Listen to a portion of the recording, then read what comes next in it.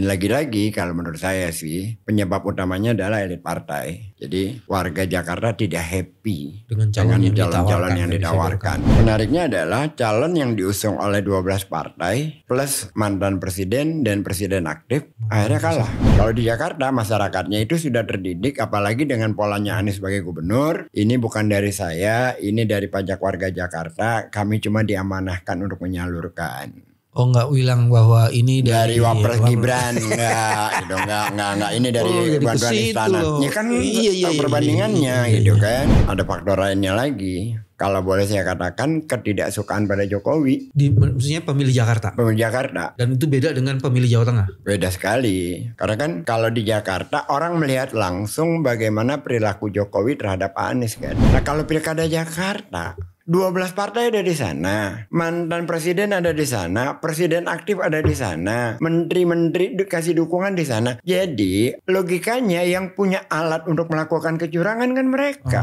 Jadi kalau dia sampai membawa ke MK, dia sedang menampar mukanya berkali-kali. Mempermalukan dirinya sendiri gitu loh, kan nggak logis.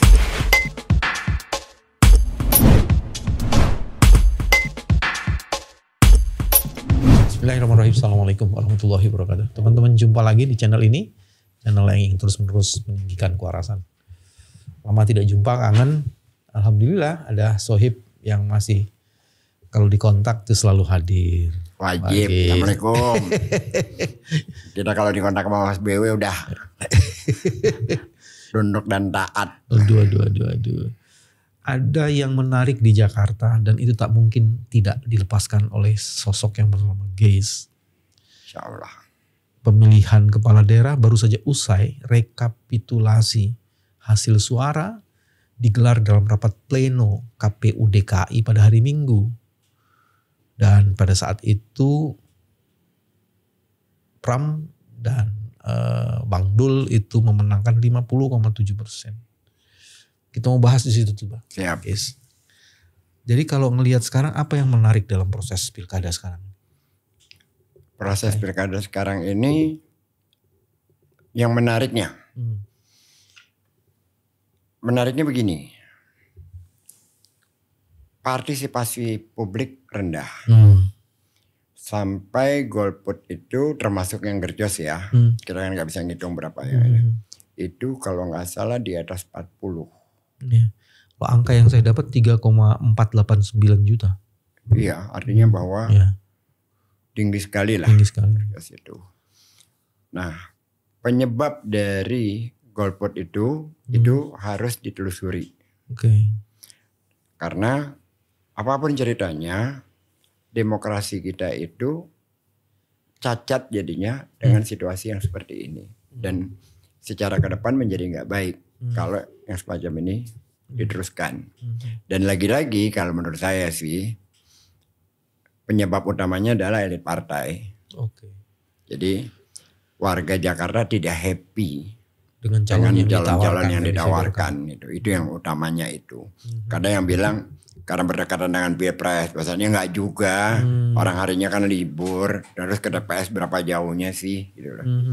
Orang kan akan bersemangat kalau calon yang diturunkan itu memiliki kedekatan emosi dengan warga. Gitu loh. Kalau jadi, ini kan, jadi dengan begitu tingkat partisipasi ini ada peran partai. Ada peran partai yang membuat warga tuh malas memilih. Bahkan saya juga pertama kalinya kan mengkampanyekan gercos sebelum Pak Anies akhirnya mengarahkan kita untuk memilih salah satu pasangan. Gercos itu apa biar yang lain masih ngikutin gerakan coblos semua. Okay. Gercos itu. Tapi yang kemarin gercos masih ada lagi kayaknya. Banyak. Jadi suara tidak sahnya itu banyak ya? Banyak, lumayan. Ada berapa ratus ribu gitu ya. Okay, lumayan itu gercos. Tapi lebih banyak lagi yang tidak ke TPS. Nah itu perbandingannya itu kalau dijadikan satu jadi sangat tinggi sekali. Tingkat partisipasi rendah dan itu ada kontribusi partai dalam menawarkan calon. Yang kedua apa? Dari sisi menariknya pilkada ini. Menariknya adalah calon yang diusung oleh 12 partai plus mantan presiden dan presiden aktif akhirnya kalah. Ya kan diusung oleh Jokowi. sama Prabowo yang sebagai presiden mengeluarkan surat kan untuk memilih itu. Dan itu kan diusung oleh 12 partai. Yes. Plus 2 partai non parlemen. Kalau nggak salah jadi 14. Kalah sama orang yang diusung dengan hanya satu partai. Yes. Bagaimana membandingkan itu dengan Jawa Tengah ya? Pemilihnya nih. Ini yang kita harus melihatnya itu nggak digeneralisasi. Kalau Jakarta itu luasnya kan nggak besar. 5 wilayah terus 1 Kepulauan Seribu. Kepulauan Seribu sendiri total pemilihnya cuma 22.000. Yeah. Lalu jumlah pemilik HP di Jakarta itu melampaui dari jumlah orangnya. Pemilik HP di Jakarta itu menjadi kalau di ini kurang lebih 120%. Terus yang kedua, apa pengaruhnya itu? Orang yang HP-nya kecepatan informasi. Oh, ini kaitannya dengan informasi. Kecepatan informasi, akses internet dan segala macamnya. Lalu warga Jakarta itu relatif ya sebagian besarnya kebal dengan tekanan. Itu malah kalau makin ditekan malah melawan. Lalu mereka itu hafal dengan permainan bansos apa segala macam. Bansos itu diberikan, mereka terima tapi tidak bisa ditekan. Kalau di daerah lain, saya nggak tahu yang pilkada. Kalau pilpres saya informasinya banyak. Sebelum bansos diberikan, mereka diminta KTP. Diminta KTP, sekaligus disuruh untuk diarahkan untuk mencalonkan calon presidennya siapa. Karena kalau enggak, bansosnya nanti enggak dapat. Ada banyak tuh, bukan hanya bansos, PIH apa segala macam gitu loh. Nah itu sangat berpengaruh. Kalau di Jakarta masyarakatnya itu sudah terdidik, apalagi dengan polanya Anies sebagai gubernur. Ini bukan dari saya, ini dari pajak warga Jakarta. Kami cuma diamanahkan untuk menyalurkan. Oh nggak bilang bahwa ini dari Wapres Gibran enggak gitu enggak ini dari bantuan istana. Ya kan perbandingannya gitu kan. Ya, jadi gitu. Dengan begitu yang poin kedua, pemilih di Jakarta adalah pemilih rasional. Rasional dan punya keberanian. Nah, dan dia tidak mudah ditekan apalagi diiming-imingi santunan. Kan kita pernah ngalamin 2017 pada saat pilkada. Ini di dua belah pihak ya. Dari yang Ahok itu nurunkan bansos di hari tenang. Bansos hari tenang. Ngasih bantuan di hari tenang. Warga yang ada di kampung situ marah, menolak bansos itu, ribut rame. Ada aparat dia lawan. Gitu loh. Itu satu sisi. Sisi lainnya para pendukung Anies yang juga keras. Begitu masuk ke itu juga nggak mau juga ditekan-tekan dalam soal keagamaan segala macam.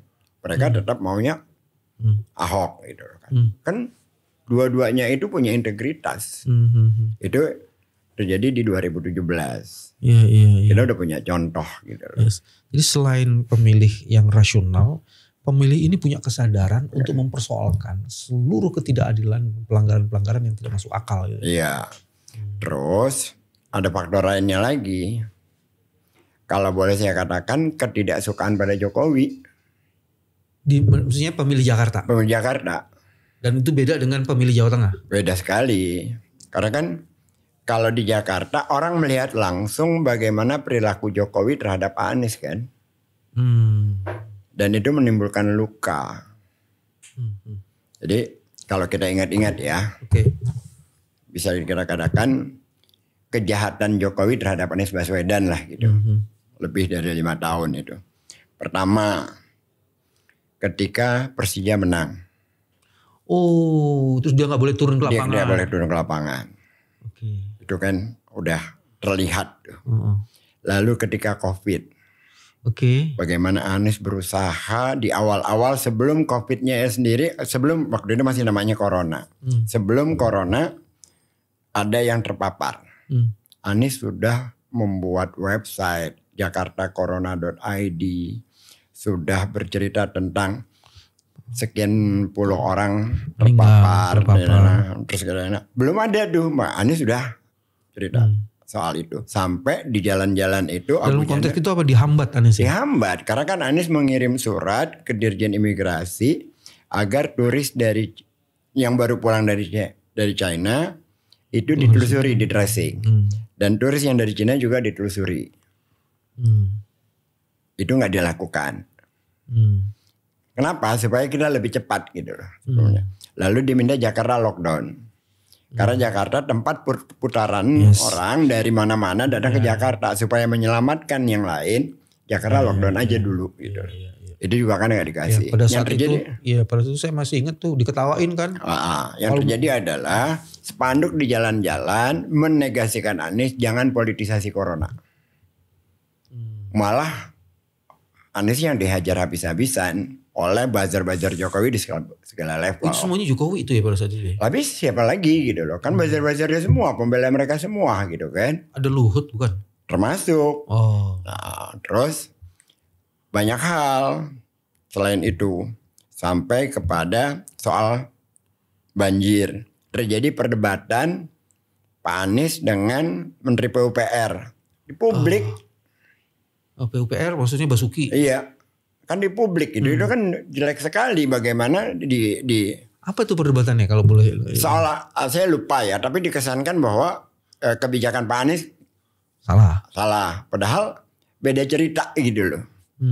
Terus belum lagi bagaimana perilaku Erick Thohir termasuk Basuki juga datang ke JIS. Dia sebagai apa namanya? Sebagai menteri waktu itu sekaligus sebagai ketua PSSI, Erick Thohirnya ngomongin soal rumput, soal akses, soal segala macam. Lalu kembali ke soal bansos.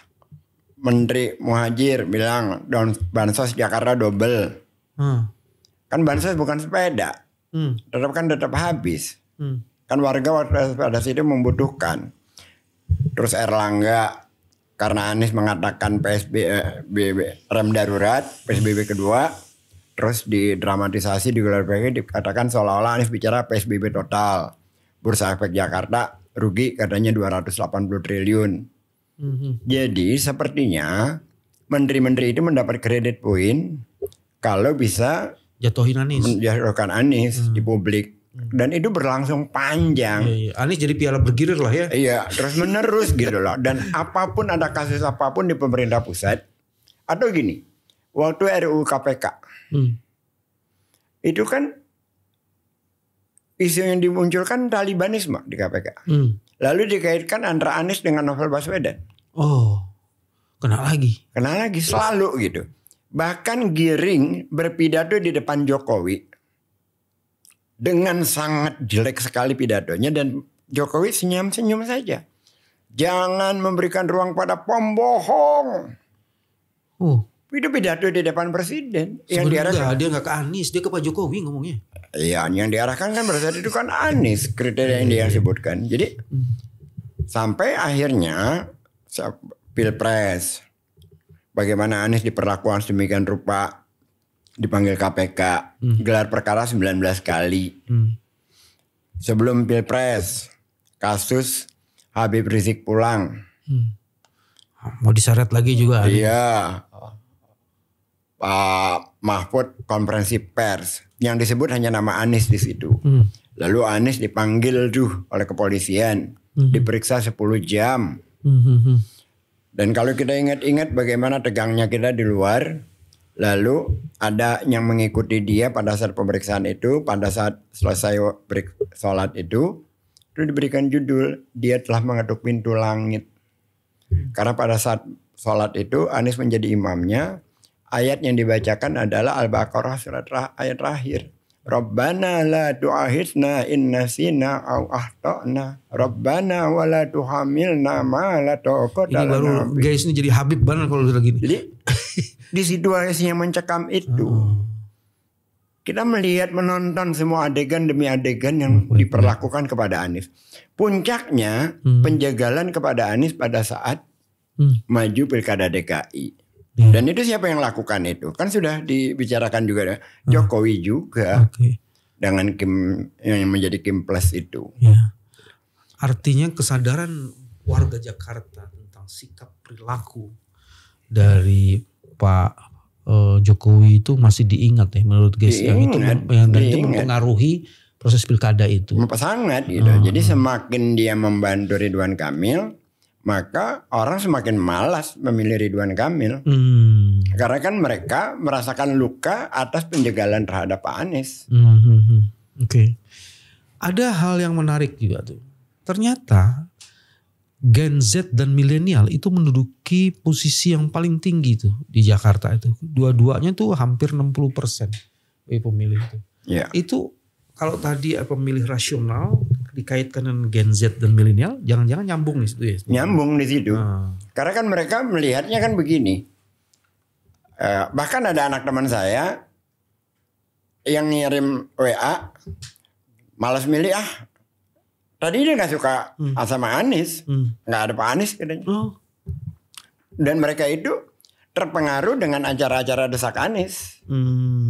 Buat mereka tuh menarik sekali tuh desak Anies itu. Ada desak Anies, terus ada beberapa. Ada turun tangan, ada humanis, ada macam-macam yang mereka lakukan dari kalangan mereka sendiri. Iya. Dan kalau kita bicara Pilpres, Anies itu kalau secara real suara Jakarta saja itu menangnya besar. Oh ya? Suara Pak Anies itu dibanding suara Pak Prabowo hampir 300.000. Bedanya. Tetapi Anies menjadi cuma kalah 20 ribuan lebih, 27 ribu atau 28 ribu setelah suara luar negeri masuk. Karena suara luar negeri semuanya dihitungnya masuk ke Jakarta. Kenapa suara luar negeri? Artinya kan orang luar negeri harusnya rasional dong memilih orang yang. Ya kan kita semua tahu paling empuk suara untuk dimainkan suara luar negeri. Oh gitu. Dan memang ada skandal kan beberapa skandal. Iya, itu udah mainan lama kayak gitu. Oke. Jadi ketika Ridwan Kamil ke Solo, terus Pak Jokowi kemari kampanye untuk Ridwan Kamil, itu ya saya bilang sebentar lagi goodbye ini sih. Menambah amunisi kegeraman pemilih ya. Menambah itu. Oke. Ada yang juga menarik sebenarnya. Angkanya Pak Dharma tuh naik ya. Dari 3% menjadi 10% tuh. Iya. Itu gimana menjelaskan itu ya? Kalau analisanya para surveyor mengatakan bahwa kenaikan pemilih non-muslim. Non-muslim memilih dan menjatuhkan pilihan pada Dharma. Karena dukungan Anies kepada Pram itu membuat seperti itu. Saya itu nggak yakin itu kayak gitu. Saya nggak yakin itu. Tapi ada informasi lainnya yang ini perlu divalidasi tentunya perlu dikonfirmasi lagi. Perlu dikonfirmasi dan ini agak sulit gitu lah. Data Dukcapil ada yang bocor. Terus akibat kebocoran itu? Ya itu bisa jadi menambah suara yang untuk menahan lajunya suaranya. Tapi itu perlu divalidasi. Oke. Untuk daerah-daerah yang berbatasan dengan Jakarta, enggak di Jakarta Pusat tentunya. Oh iya. Jadi di daerah-daerah sekeliling Jakarta itu ada kebocoran mengenai DPT gitu ya. Ada informasi yang saya dapatkan semacam itu. Baik. Walaupun informasinya itu beberapa kali saya dapat dari orang-orang tertentu yang saya bisa percayai, tapi memvalidasinya agak sulit. Fakta menunjukkan memang kemenangannya Pramono dan Doel yang cuma meraih 2,1 juta sementara golputnya 3,4 juta itu menimbulkan masalah ya. Dan itu tadi sudah dijelasin. Iya. Tapi kemudian ini kan ada beda nih guys. Kalau di Sumatera Utara, di sana juga kan ada pengaruhnya Jokowi juga kan. Iya. Cuman pada saat itu tidak partisipasinya terendah karena ada hujan yang luar biasa, banjir di mana-mana di 4 kota gitu. Itu yang. Nah ini kan Jakarta sama kali nggak ada kan. Iya. Nah itu mereka mempersoalkan soal partisipasi karena itu. Jadi KPU-nya harusnya membuat PSU dengan cara itu. Karena kalau di sini kan sama sekali nggak ada Jakarta sebenarnya. Nggak ada. Ya kalau di Sumut, saya kira begini ya. Gejala awalnya kan memang ingin menghadang calon-calon yang muncul dari partai lain. Makanya kan ada gerakan. Tadinya kan begini, pilkada itu hampir saja di atas 100 daerah yang lawannya kota kosong. Oke. Kalau tidak ada perubahan dari Kalau MK. tidak ada perubahan MK. Jadi masyarakat kan melihat juga itu semua. Dan ada yang 2 calon gitu kan. Ya saya kira itu persoalan-persoalan yang lebih utama daripada soal cuaca, soal segala macam. Oke. Ini ada yang sensitif udah sering kali kamu jelaskan, tapi kayak perlu juga ditanya nih. PKS kalah di mana-mana loh bos. Jakarta, Jawa Barat. PKS kalah di Depok, Jakarta, Bekasi. Pokoknya yang dekat-dekat berbatasan Itu dengan apa Jakarta. ya ininya? Jadi kan Mardhani dalam penjelasannya salah satu orang baik di PKS itu. Mardhani penjelasannya tidak siap mengantisipasi dukungan Anies kepada Pram. Itu menurut Mardhani Alisera. Kalau menurut saya bukan tidak siap soal itu. Yang tidak dibaca oleh PKS adalah tidak diantisipasi kemarahan warga Jakarta, utamanya pendukung Anies ketika PKS pindah dukungan. Itu yang tidak diantisipasi sejak awal. Tapi kan PKS juga di trap bos. Maksudnya? Ridwan Kamil tidak mau maju kalau tidak didampingi. Itu kan kayak nge-trap juga dia kan. Ya memang, tetapi kan itu kan dia punya pilihan yang relatif lebih bebas dibandingkan Nasdem maupun PKB. Kalau Nasdem kan udah jelas-jelas tekanannya. PKB juga sama. Kalau selorohnya Caimin, mobilnya memang di kami, tapi BPKB-nya di sana. Walaupun berseloroh Caimin, tapi ya itu faktanya gitu. Nasdem juga dia udah ngalami pada saat Pilpres, saat menjelang Pilkada dia alami lagi. Yang ini kali ini dia nggak sanggup untuk menghadapinya. Dan itu diungkapkan dengan fair. Beda dengan PKS yang komunikasi politiknya itu buruk sekali. Bukan bicara langsung dengan Anies. Mas Anies ini situasinya A, B, C, D. Maka kami, ini kan enggak. Tidak berkomunikasi.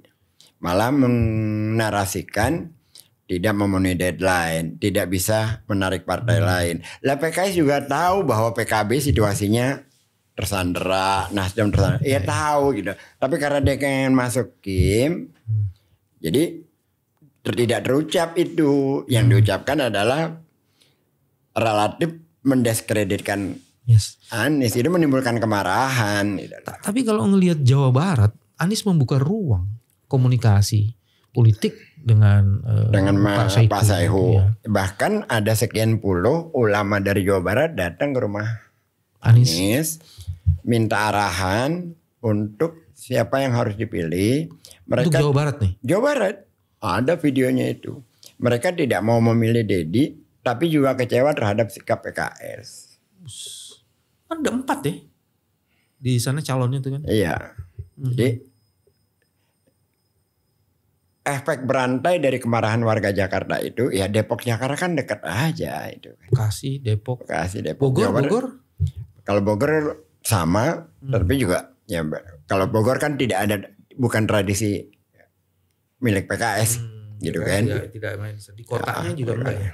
Ya. Tapi kemarahan itu memang berantai. Gitu. Nah sekarang posisinya buat kita ya, pilkada kan udah selesai. Ya sudah balik aja lagi kita ke semula. Mengkonsolidasikan diri. Saling memahami kesalahan masing-masing. Dan bersinergi gitu loh. Karena biar bagaimanapun PKS kan milik umat. Bukan milik pengurusnya. Kan milik kita. Aspirasi kita adanya di situ. Kalau partai ini mengalami seperti yang P3 alami, kan kita semua yang rugi. Oke. Tetapi PKS juga harus tahu diri. Orang-orang yang selama ini melakukan tindakan-tindakan yang tidak sesuai dengan aspirasi umat, ya harus dibersihkan. Nggak bisa tidak gitu loh. Jangan malah melakukan pembelaan-pembelaan diri yang tidak puguh. Kami kalah di sini tapi kami kok menang di mana gitu. Terus dengan pembelaan yang udahlah. Kalian itu tidak menghargai aspirasi warga Jakarta, terutamanya masuk ke Kimples, membuat konstituen kecewa. Ini harus dievaluasi. Jangan merasa benar sendiri. Apapun ceritanya, dia ada, partai itu ada karena kita memilih. Lalu kalau ini mau diteruskan, lama-lama kita menjadi patah hati, jadi tawar, kan jadi berat. Jadi berat buat mereka juga gitu kan. Kan yang harus kita lindungi partainya bukan orangnya. Guys, tebak-tebakan. Ya. RK maju nggak ke MK? Enggak. Kenapa? Enggak rasional, apa yang mau dituntut. Cuman 0,7% aja dia mau ngilangin 0,7%. Iya. Kalau di daerah lain mungkin bisa, ini Jakarta bos. Semua mata memandang. Lah jangankan partai. Ada teman saya nggak ada urusannya dengan politik. Saking dia penasaran, dia hitung sendiri tuh. Ngitung DPT? Iya, ngitung jumlah pemilih. Dia bisa hitung. Iya kan itu bisa diakses. Bisa dari diakses si gitu loh, direkap. Jadi mau gimana lagi? Apa alasannya mau dibawa gitu loh. Sementara saya lupa pasalnya ya. Yang bisa dipermasalahkan ke MK itu kalau jaraknya 1-2%. Iya.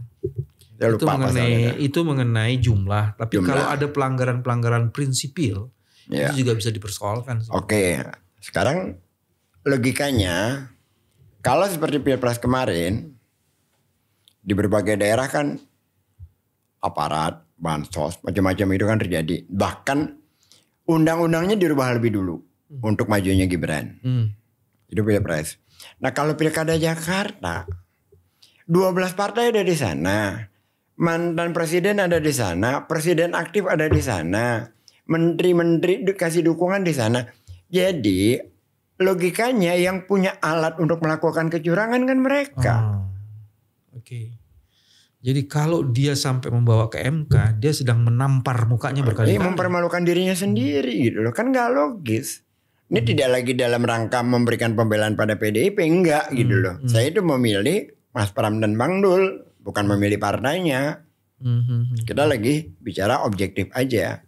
Kan gak logis kalau dikatakan bahwa terjadi kecurangan Pilkada DKI. Apa alatnya? Karena instruksinya biasanya dari yang punya otoritas. Oke. Terus tapi saranmu tuh keren tuh. Rekonsiliasi, balik lagi. Mari kita refleksi. Iya, merefleksikan diri. Tentu saja kita juga punya kesalahan. Yang lain juga begitu juga. Persoalannya adalah kita tidak punya menggendong amanat yang besar secara organisasi enggak. Kalau PKS kan dia punya amanat umat yang besar. Dia institusi partai dan mendeklarasikan dari partai kader.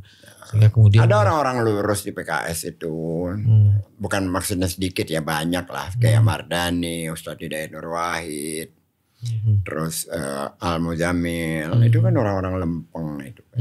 Jangan sampai mereka itu orang-orang yang baik kayak gitu terus jadi terkorbankan. Ya, tak masuk lagi dalam orbit jadi orang-orang yang pemain-pemain itu aja harus dibereskan oleh Dewan Suronya.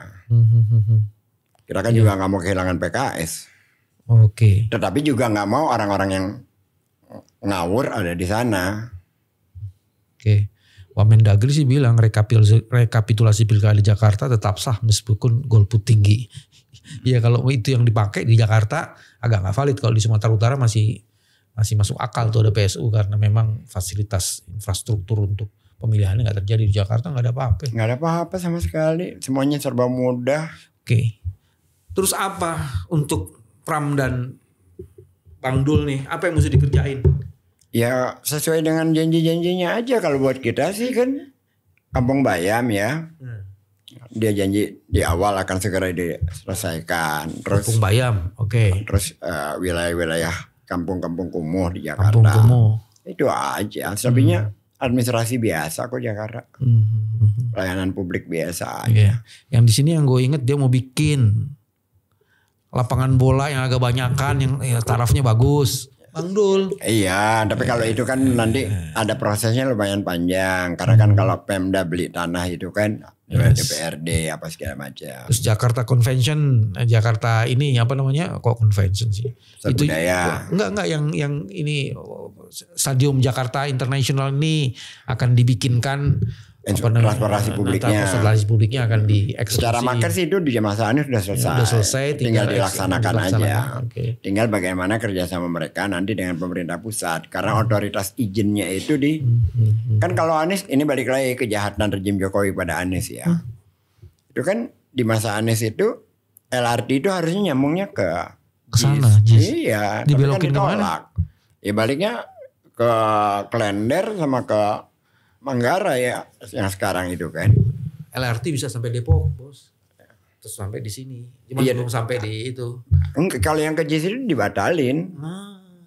Okay. Marketnya itu dibatalin. Oke, artinya ada kesempatan bagi Bang Dul dan Mas Pram untuk berkomunikasi lagi dengan presiden terpilih, presiden aktif sekarang untuk melaksanakan market yang sudah diselesaikan Mas Anies supaya kemudian bisa dieksekusi.